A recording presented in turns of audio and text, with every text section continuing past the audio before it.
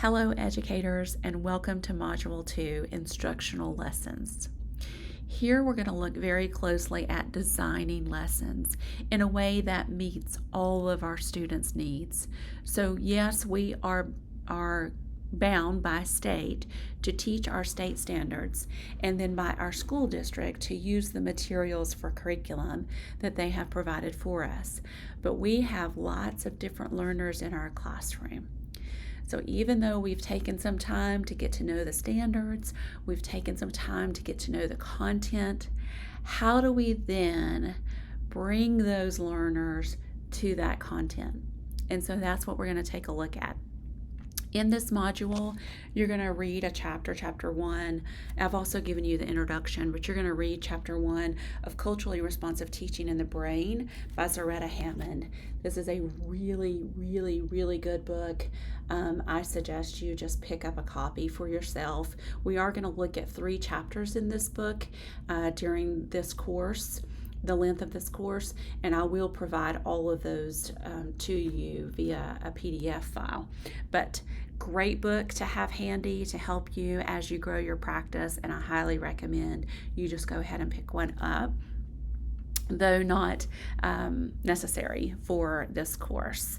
So this module is still laid out the same as Module 1, so you've got a reflection to kind of whet your appetite, get your mind thinking around this topic. You have some readings. You have a video from me introducing you to culturally responsive teaching in the brain. You have another video. Then you have lesson designing forum. Again, use this tool.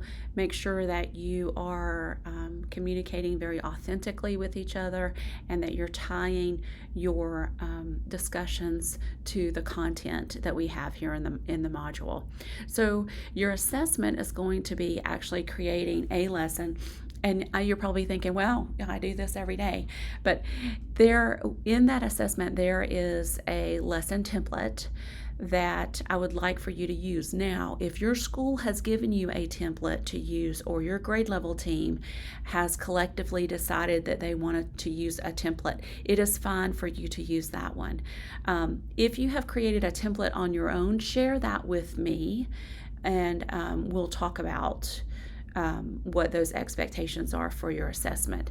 But I would like you to pull up the template that I have provided and make sure that whatever you're using, it has those, at least the components of the template that I have provided. So in the additional resources, I've given you North Carolina Department of Education NC STAR, and this is a platform that your schools use to develop their school improvement plan. So it's good to take a look at that. If you're not ready, that is completely fine. We will look at some of those standards later on in this course as the course unfolds. But if you're again have that mind share and are just ready to take a look, go ahead and take a look there. The state holds all schools accountable for continuous improvement plans. So based on your track record, based on your data, based on how you're growing your staff and your students, what are your goals for the upcoming year, and what are your strategies to meet those goals? And so the schools are held accountable by the Department of Public Instruction to make sure that they have a plan. And I just thought that it was important for you all to be introduced to that. Certainly not this year, but one year in your tenure, you will probably be asked or nominated or volunteered or voluntold to serve on your school's school improvement team. Please don't let that intimidate you. It is a great experience, but I did want you to have a little bit of knowledge and a little bit of the vocabulary as you're talking with your teams and your school community, so that you would be a little bit more in the know.